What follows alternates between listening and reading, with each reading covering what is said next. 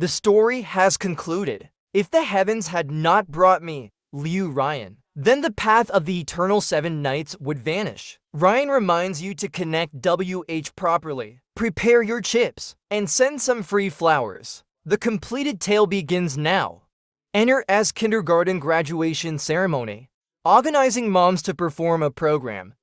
Liu Ryan didn't show up this year either.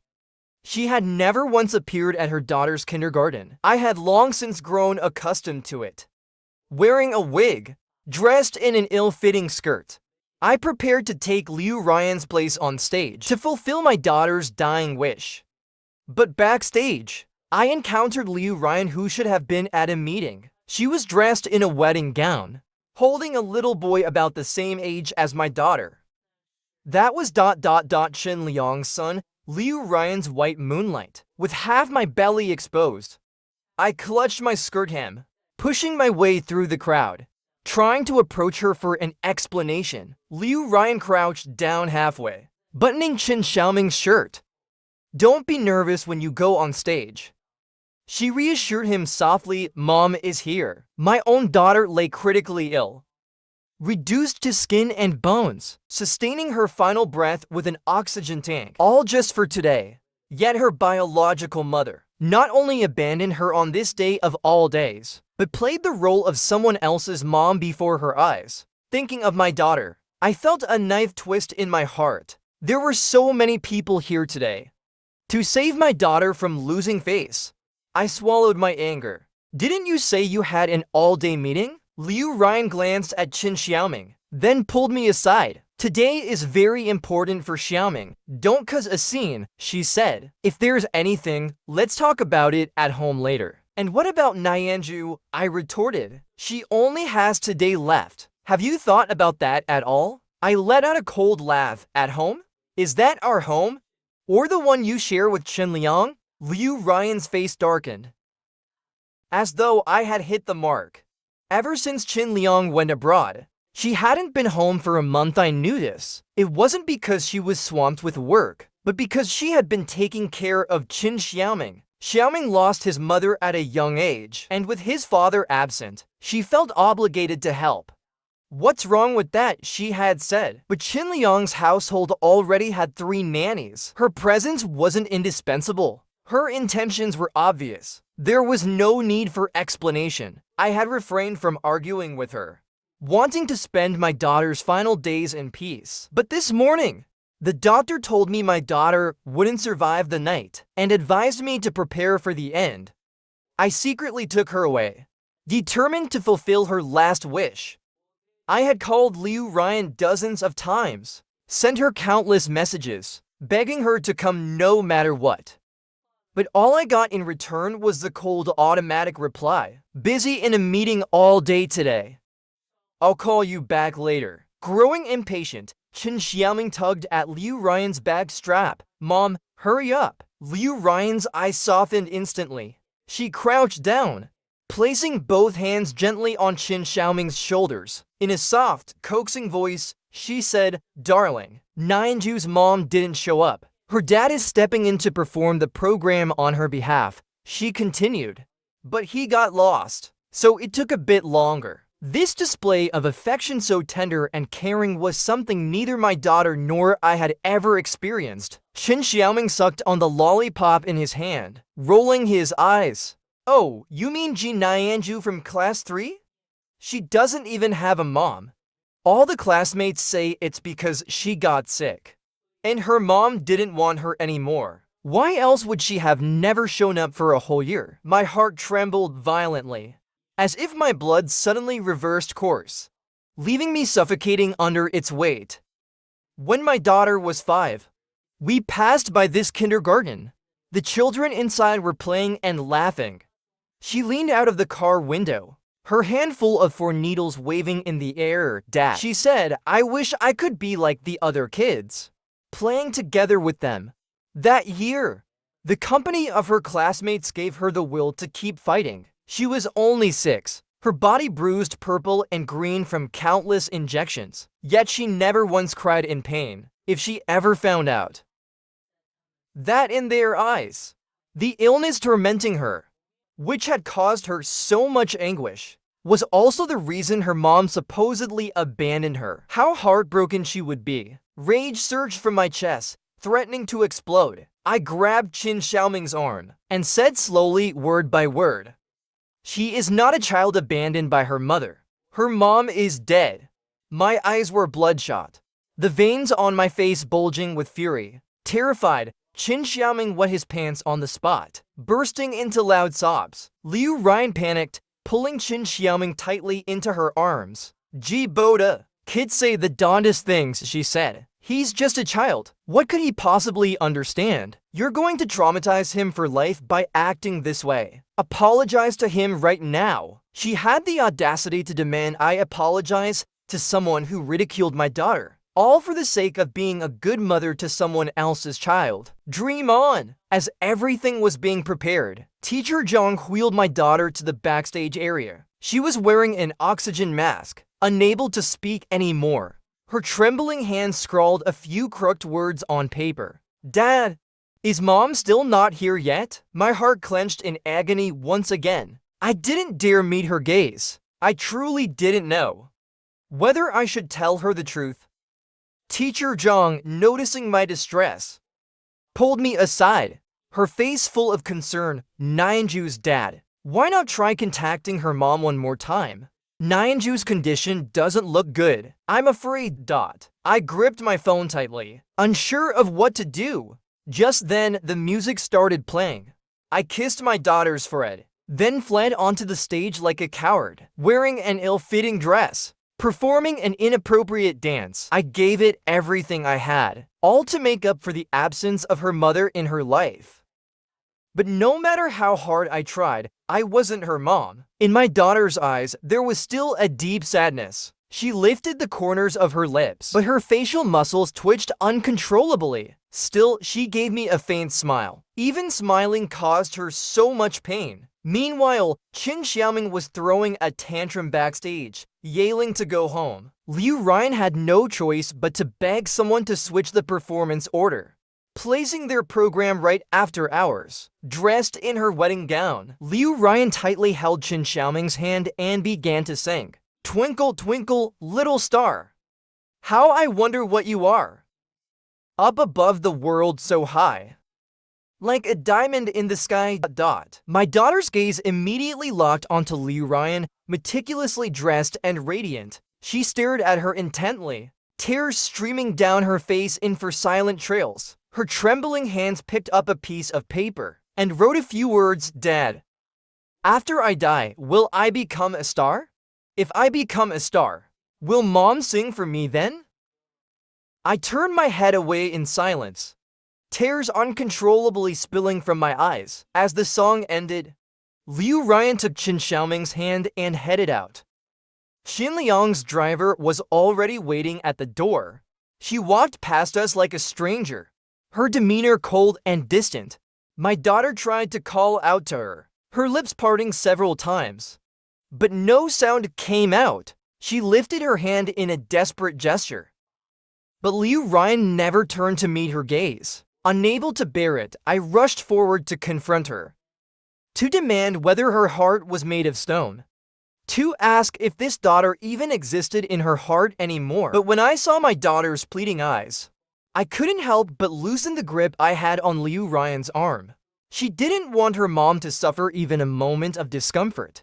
I felt deflated, like a punctured balloon. Hanging my head low, in a voice tinged with desperation, I almost begged Qin Xiaoming's mom, "Could you sing just one song for my daughter?" "Ji Boda, what kind of game are you playing now?" Liu Ryan's voice was laced with contempt, her teeth clenched as though I were her worst enemy. "Just one song," I pleaded, "the one you sang on stage earlier. Or even just a few lines. Even a single line would do. I'm begging you." I knelt on the ground, praying for her last shred of mercy. Suddenly, from inside the car, Qin Xiaoming began yelling, "Hurry up! If we don't leave now, I'll miss the beginning of Ultraman tonight." Liu Ryan glanced at my daughter, then back at the car behind her. Her gaze wavered slightly. "Let's talk about it another time." But there was no another time. This moment, this might be the last time she ever saw her daughter. My daughter panicked, frantically grabbing a piece of paper.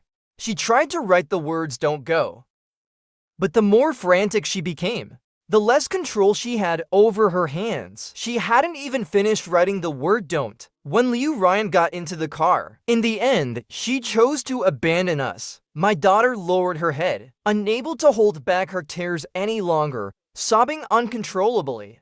I leaned down to embrace her, swallowing my own tears. "Let's go! Daddy will take you home."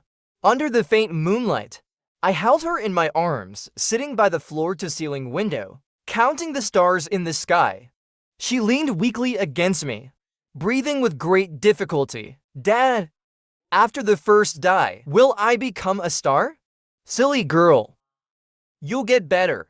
Don't say such silly things." My heart ached so much I could hardly breathe. She touched my hand lightly, giving me a faint smile. Suddenly, she started coughing violently, filling the oxygen mask with bright red blood.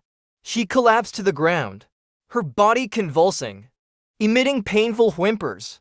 I held her tightly in my arms, fumbling for my phone in panic, preparing to dial 120. At that moment, suddenly I heard another voice. "Dad, I'm in so much pain. Let me go."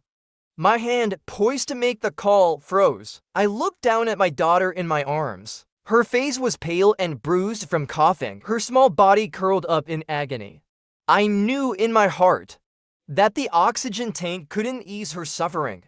It could only keep her alive in unbearable pain. I couldn't bear to let her go, but I also couldn't bear to see her suffer any longer. After a moment of thought, I made the hardest decision of my life.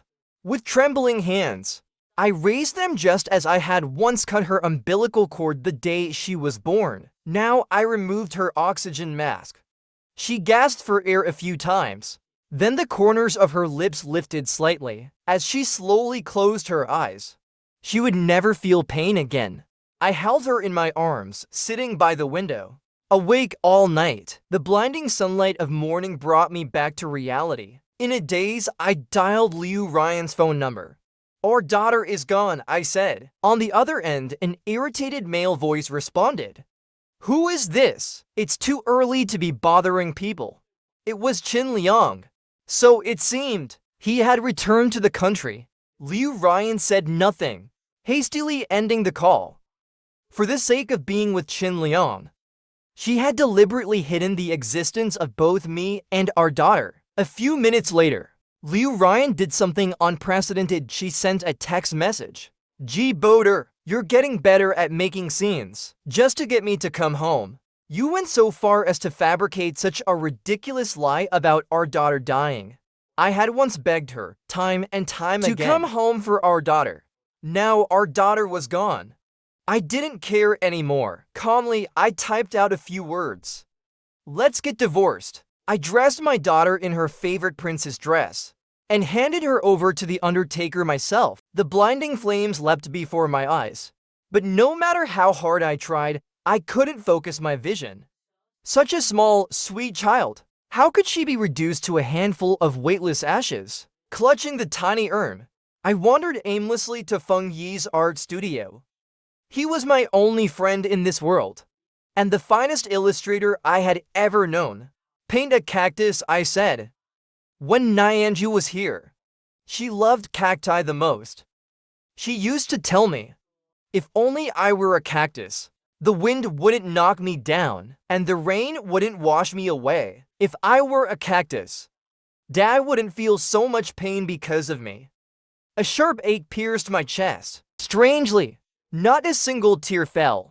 It was as though, deep in my heart, I believed my daughter was merely asleep. With tears streaming down his face, Feng Yi painted the urn full of cacti. "Leave Nianju to me," he said. "I'll take her to the desert to see the true world of cacti." Feng Yi often traveled abroad for inspiration, searching for new muses for his art. As her useless father, I couldn't even take her out of the hospital while she was alive.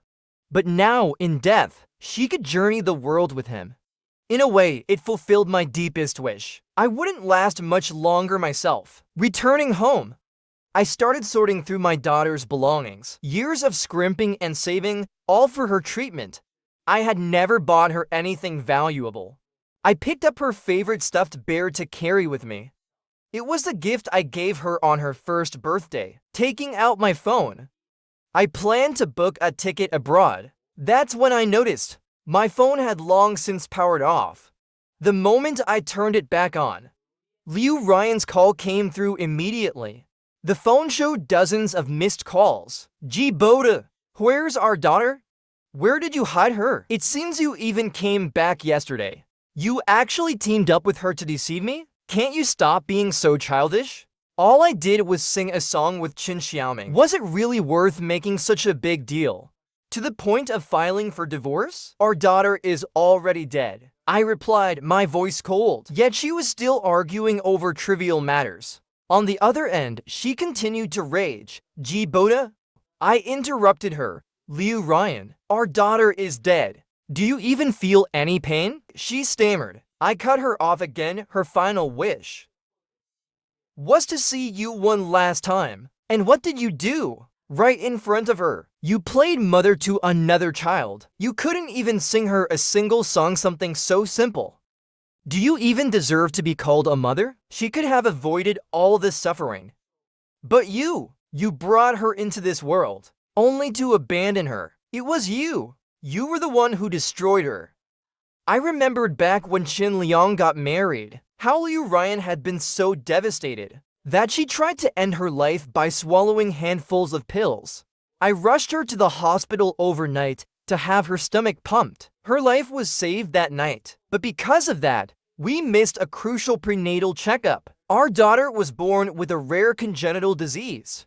For 6 long years, her life was confined to the hospital. Her tiny body was riddled with scars from countless needles. After a moment of deathly silence on the other end of the call, Liu Ryan erupted into another tirade. Boda, you're talking nonsense. Our daughter has always had the best medication and care. How could she suddenly die? It must have been your negligence. You must have hurt her, and are now trying to pin the blame on me. Anyway, I won't agree to a divorce. Liu Ryan didn't know. Our daughter hadn't been able to afford the special medication for a long time. Over the years, I cared for her 24 hours a day, leaving me with no income. Liu Ryan never contributed her salary to the household, instead spending it all on Qin Xiaoming. I had sold my car, my family home in the countryside, all just to cover 5 years' worth of her medication. But once her body grew accustomed to the efficacy of the special drugs, regular medication stopped working altogether. I begged Liu Ryan, pleading with her to lend me money to buy more medication for our daughter. But instead, she berated me mercilessly. Boda, didn't you just sell the car and house?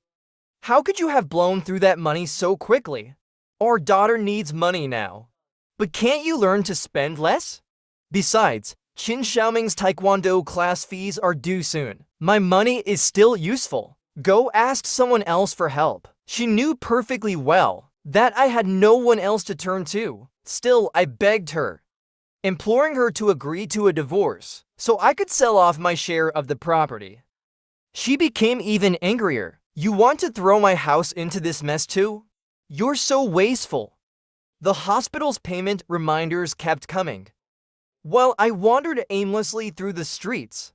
Eventually, I got into a red and white van parked by the roadside. They drew my blood and handed me 100 yuan. Clutching the money, I walked into a KFC. That's where I saw Liu Ryan sitting by the window, with Qin Xiaoming in tow. Qin Xiaoming had his mouth stuffed with drumsticks, the table covered with 2 family meals. Liu Ryan got up to order 2 more. My precious boy loves this, she cooed. I'll bring you here every day from now on. At the counter, we crossed paths as I walked out with my own family meal bucket. When she saw me, her voice dripped with disdain. Boda, so you can still afford a family bucket, huh? Doesn't seem like you're as miserable as you claim to be. She smirked knowingly. Don't think I don't get it. You're just bitter and trying to disgust me. I didn't want to engage with her, just wanted to leave quickly. It wouldn't taste good if it got cold, but Liu Ryan wasn't ready to let me go. She tore apart my bucket, her high heels grinding the steaming chicken into the floor. I reached out to protect what I could, but her heel crushed my fingers, leaving them bloody and mangled. Another call came from the hospital. Mr. G, your overdue balance has been outstanding for too long. We really can't delay it any longer. Ignoring her, I picked up a few pieces of salvageable chicken, wrapped them in a tattered napkin, and fled in humiliation. I ran out, battered and broken. The equipment for my daughter's medication had already been suspended. She sat quietly by her bed, waiting patiently for me. "Dad, why are you hurt?" she asked softly. A few tears fell onto my wounded hand. She deftly used her clothing to bandage my injury. She was only 5 years old, yet she already knew how to bandage wounds. I pulled out the battered, blood-stained pieces of chicken. They were tainted with my own blood, but my daughter didn't mind. "Dad, thank you. You make me so happy," she said with a smile. Carefully, she nibbled on the chicken, savoring the taste for as long as she could. She hadn't been able to eat properly for a long time. After finishing it all, she patted her frail stomach. "Dad, I'm so full," she said cheerfully. I couldn't hold back anymore. Tears streamed uncontrollably down my face. She gently wiped away my tears and softly whispered, "Dad, let's go home. I don't want to continue the treatment." At that thought, my heart felt as if it were being torn apart. Meanwhile, Liu Ryan was still yelling on the other end of the phone. I ignored her and hung up. I was exhausted. I just wanted to die in peace. After searching around, I finally bought a connecting ticket to Iceland. Let me die in that bustling silence. The next morning at dawn, Liu Ryan called again. She wanted to meet at the cafe downstairs to sign the divorce papers. Yesterday, she had adamantly refused the divorce, but now, for some reason, she had changed her mind. I decided to meet her. This doomed relationship had to come to an end. Liu Ryan was sitting at my favorite spot in the cafe. For the first time, she ordered a cup of the coffee I loved. Next to her was a glass of sweet milk, our daughter's favorite. "G Boda, where is our daughter? If she doesn't come soon, the milk will get cold." I paused. Did she still not believe me? I didn't want to argue anymore. I swiftly signed my name and got ready to leave. But Liu Ryan suddenly snapped. She tore the divorce agreement into pieces and lunged at me, searching through my coat. "Where is she? Where are you hiding our daughter? You were lying to me yesterday, weren't you? You two must have plotted this together to trick me, didn't you?" Liu Ryan grabbed me with such force that the diamond on her engagement ring scratched my arm. Blood began to seep out. I started coughing uncontrollably, the taste of blood filling my mouth. It spread, metallic and bitter, until a spurt of blood sprayed onto her high heels. She froze, panic flashing across her face. "G Boder, what's happening to you? Don't scare me." Could it be? Was she actually worried about me? It must be my dying hallucination. Yes, it had to be. She had hated me for so long, probably wishing I would die sooner. Years ago, when Qin Liang left in a fit of anger, he vanished overseas without a word. Heartbroken and disillusioned, she chose to marry me. Soon after our wedding, we found out she was pregnant. 5 months into the pregnancy, Qin Liang returned. When he saw Liu Ryan's swollen belly, he humiliated her mercilessly. "Liu Ryan," he spat, "could you really not wait? Without a man, will you die or something?" Qin Liang quickly went on a blind date and married someone else. Liu Ryan blamed all of this on me. If you hadn't agreed to marry me back then, how could he treat me like this? My entire life has been ruined by you. But back then, she was clearly the one crying and begging me to marry her. For 7 whole years, I was tormented for 7 whole years. I was forced to repay this sinful debt with my entire life. Enough! Debts die with the person. When I'm gone, it will all be over. After that day, I blocked all contact with Liu Ryan. On the day I left the country, in the departure lounge, I sat in my seat, gently stroking my daughter's photograph over and over again. It was taken when I took her to the beach at 3 years old. Just watching from the shore for a while was enough to make her as happy as a blooming flower. Her smile was vivid before my eyes, but I could never touch it again. Feng Yi's call came through. I hesitated for a moment. Back when my daughter was moved home from the hospital, it was Feng Yi who paid off the hospital bills for me. He pulled strings, finding a mid-tier hospital for my daughter to continue treatment. Not only did he cover the hospitalization fees, but he also frequently bought supplements for her.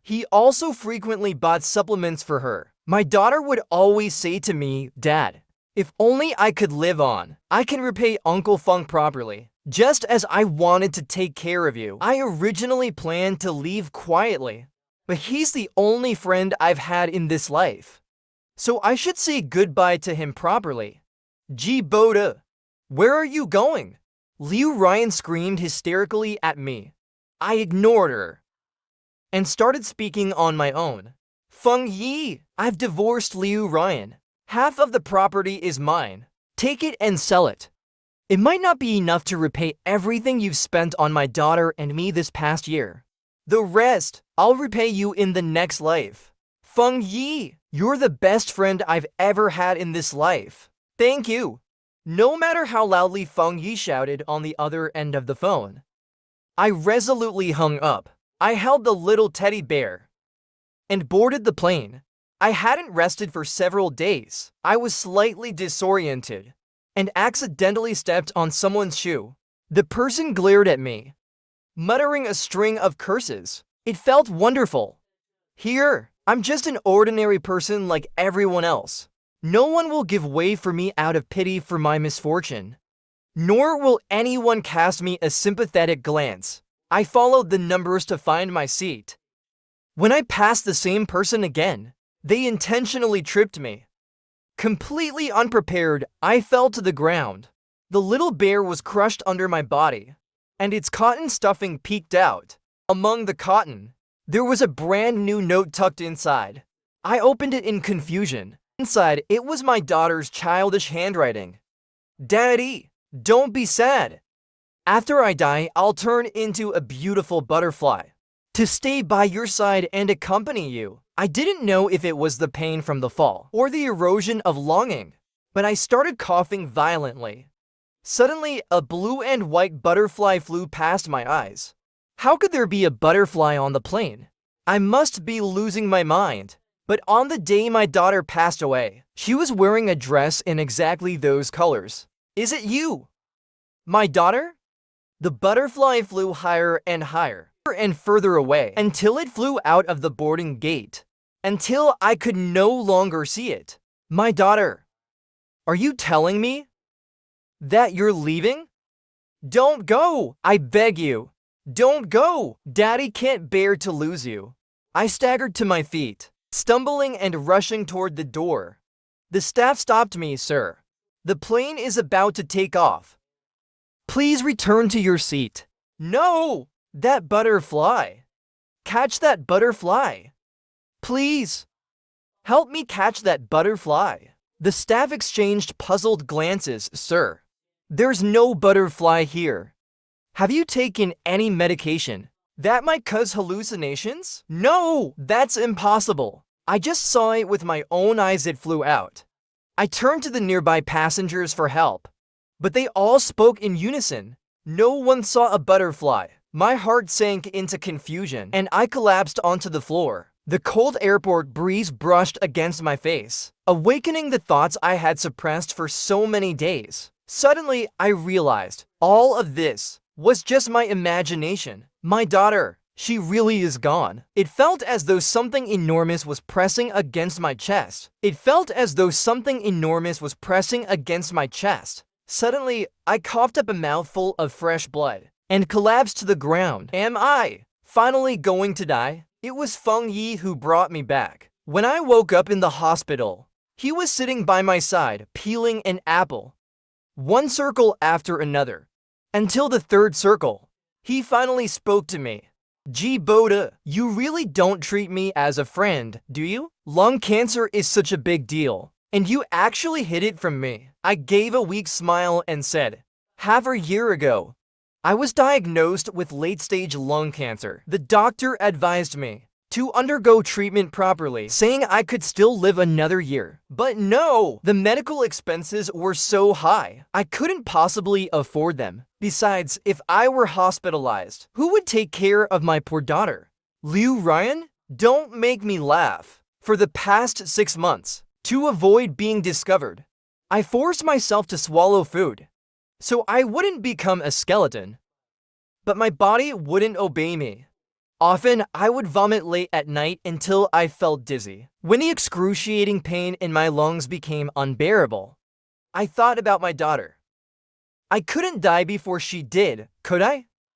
The painful memories surged again, and I was so agitated I stopped breathing. Feng Yi threw aside the apple and hurriedly called for a doctor. The defibrillator rose and fell on my chest repeatedly. The doctor's voice was constantly calling in my ear, but I couldn't lift my eyelids no matter what.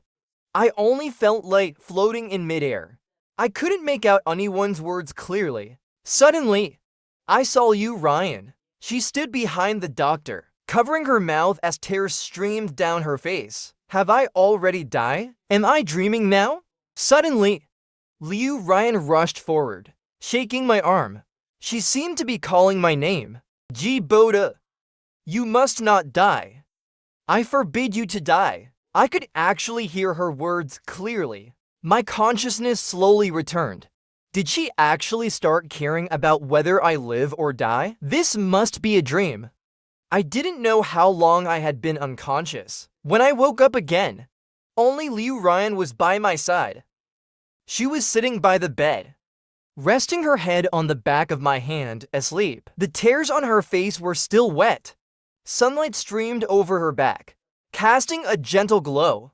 It reminded me of Liu Ryan at 18, when she first shone brightly into my world. Liu Ryan and Qin Liang were the perfect couple at school. I knew I didn't stand a chance, but back then, my young, naive self couldn't control the fiery feelings of youth. Even if it was just standing behind her, watching from afar. Just one glance was enough. I thought so. Later, when we graduated, I ended up being assigned to work in the same city as her.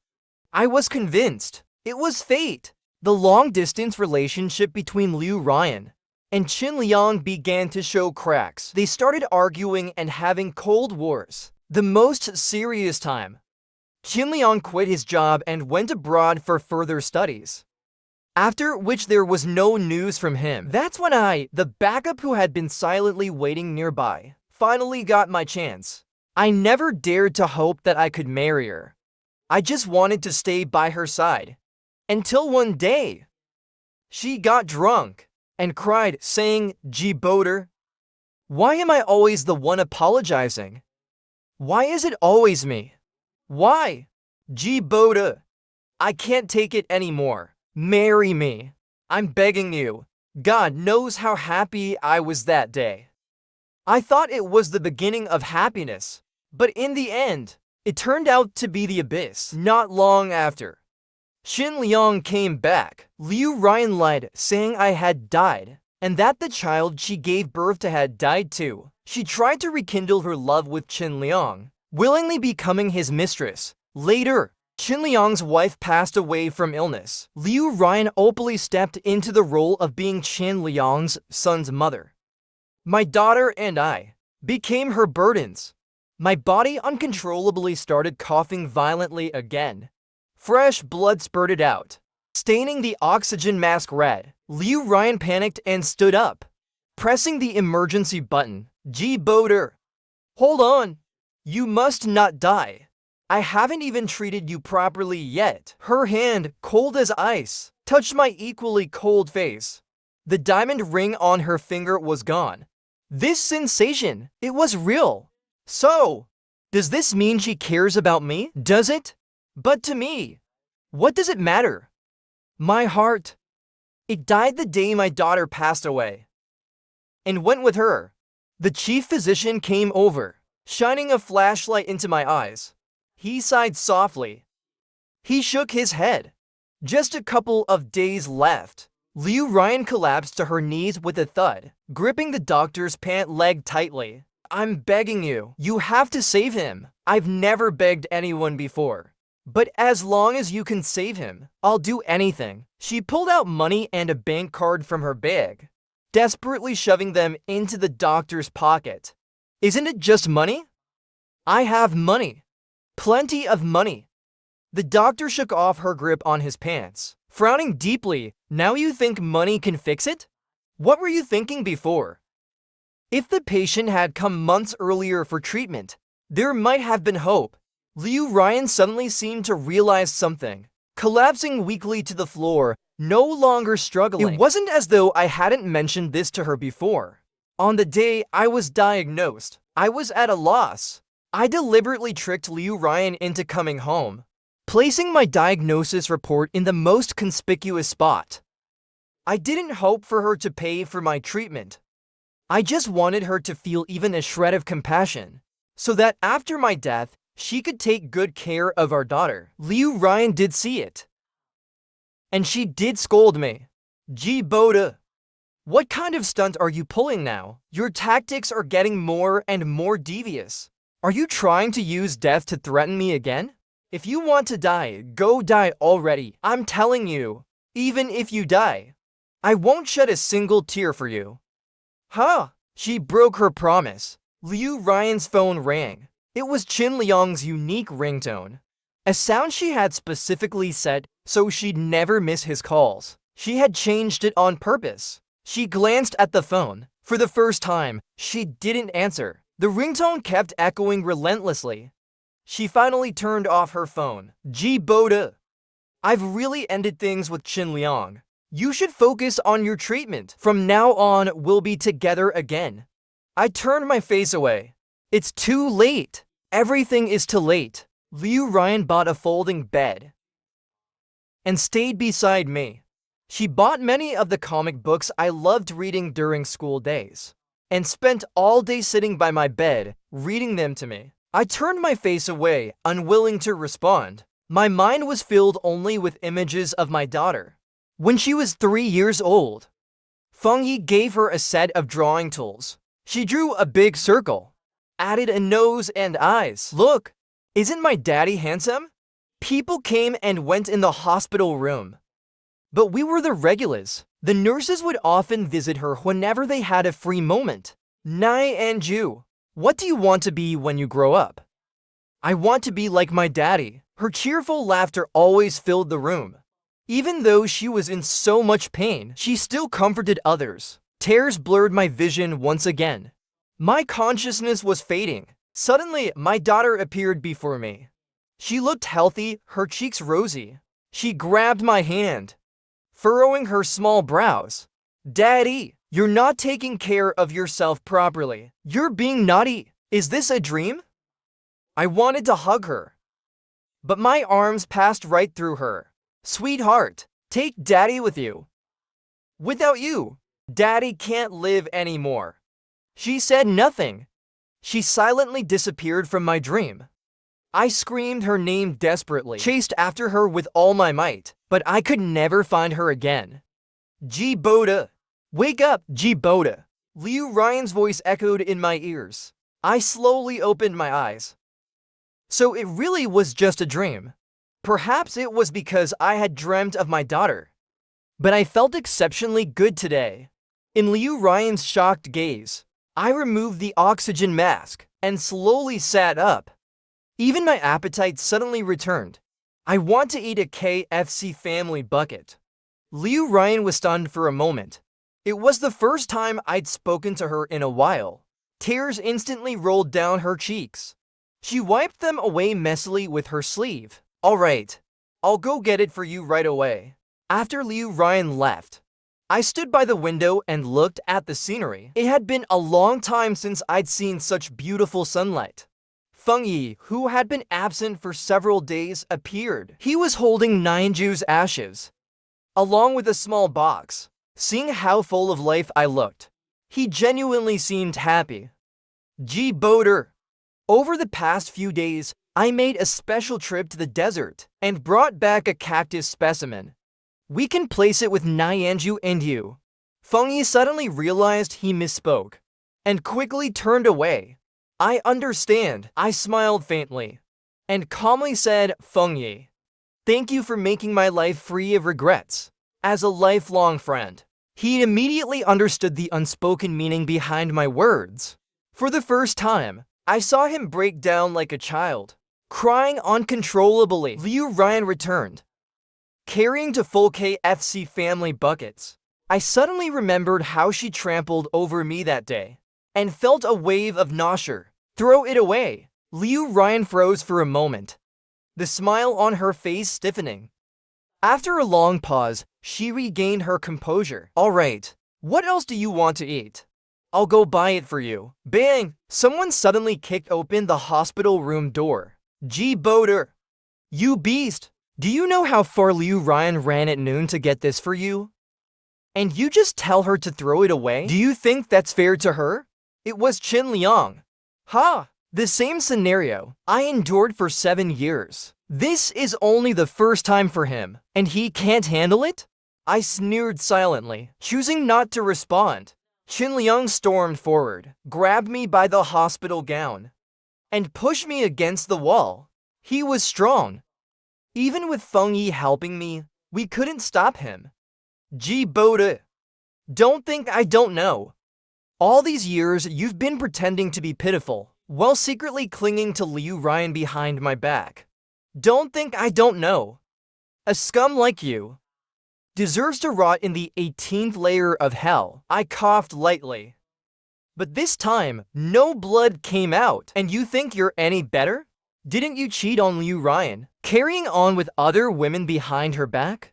3 years ago, Fengyi called me to his studio to give me a portrait of my daughter.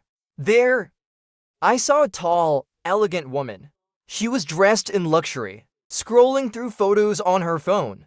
She came to Fengyi to have a painting made. At a glance, I recognized the man in the photo. It was Qin Liang. She commissioned a huge portrait, intending to hang it in her home. My boyfriend is always busy with work. He never has time to spend with me. If I hang this portrait at home, it'll feel like he's with me.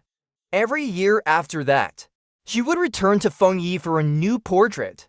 I had tried to warn Liu Ryan that Qin Liang was cheating on her, but she loved him so desperately, she wouldn't listen to a word I said. The family bucket in Liu Ryan's hands fell to the floor. Her mouth opened slightly, staring at Qin Liang in disbelief. Didn't you say you only loved me?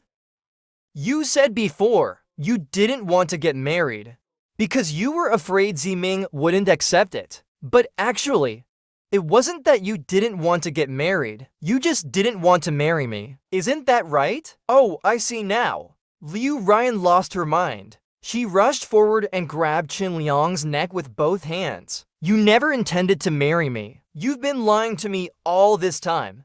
You ruined my family. Qin Liang, with his strength, flipped Liu Ryan over and pinned her down. And you think you're some kind of saint? How long was I gone back then? You couldn't wait to get married? You were so eager, weren't you?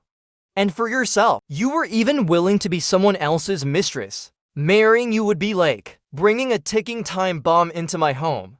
If I had really married you, it would have been my family that ended up destroyed. They all knew the truth. After all these years, the boomerang that Liu Ryan threw at me ultimately came back to hit her. Liu Ryan completely lost her mind. She kneed Qin Liang hard in the groin. Taking advantage of his momentary distraction from the pain, she twisted away and fought back against him.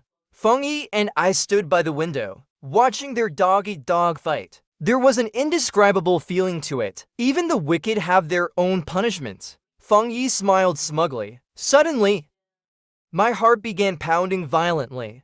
The pressure in my chest became unbearable. I crouched on the ground, coughing fiercely, spitting up fresh blood. It's often said that when a person is about to die, they have a sense of it.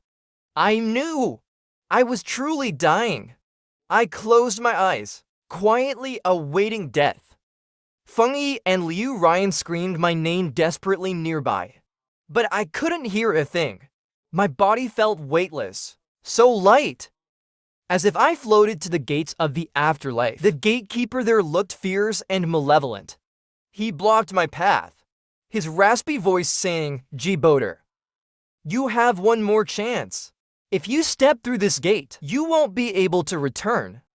Have you made up your mind?" Suddenly, I saw a small figure darting on the other side of the gate. She was crawling on the ground, then got up and ran forward. Her hair was in two braids, one high and one low, a style crafted by my own hands. I turned back to look. Fengyi and Liu Ryan were both lying over my frail body, weeping bitterly. My face was gaunt and emaciated. I lay there motionless. The doctor came in again, holding the defibrillator.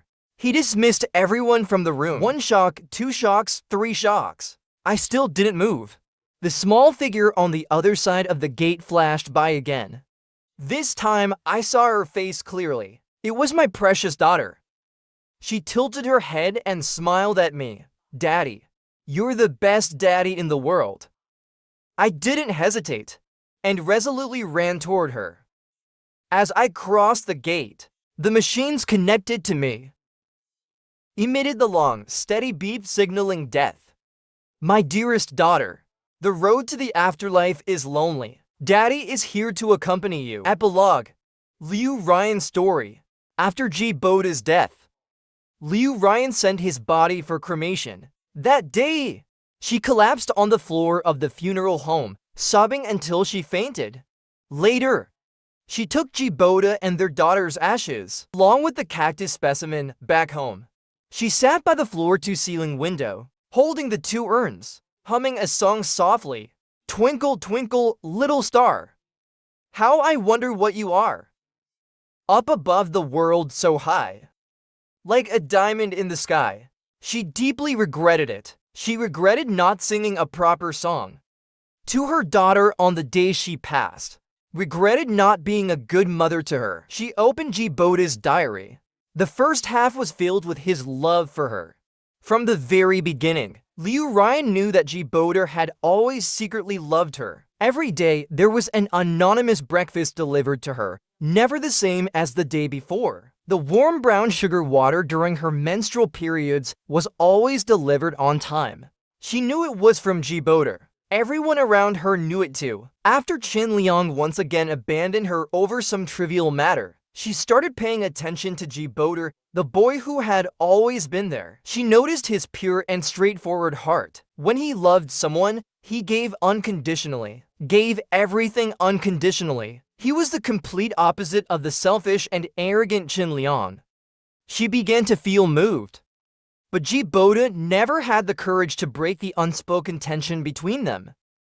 On the day he proposed, Liu Ryan said she could no longer tolerate such an ambiguous relationship. In truth, she was talking about Jiboda. They stepped into marriage together, created a new life together, and shared a brief but happy period of time. But then Qin Liang came back. At first, she was just unwilling to let it go.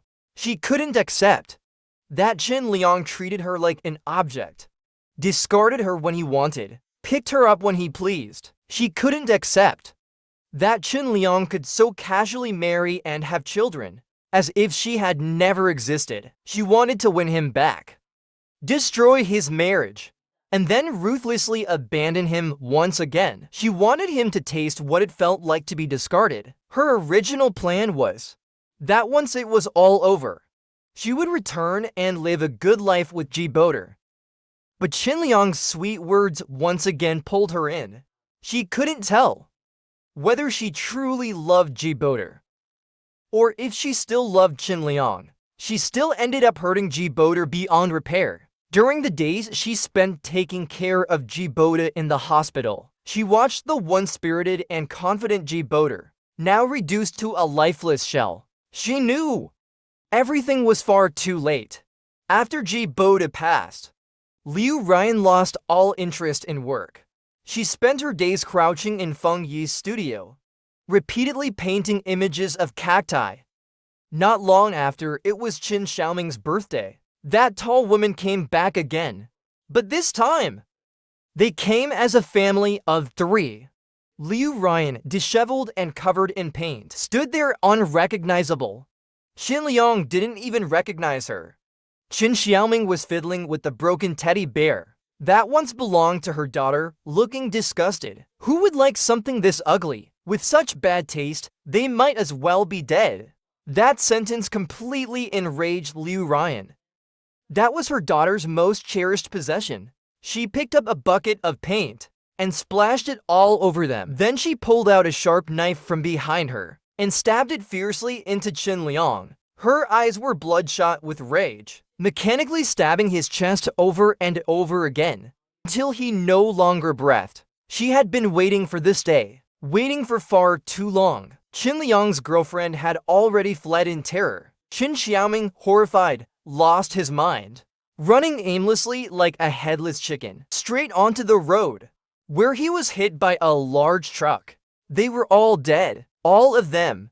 Liu Ryan smiled with satisfaction, then raised the knife and plunged it into her own heart. Ji Boda, now, will you finally forgive me?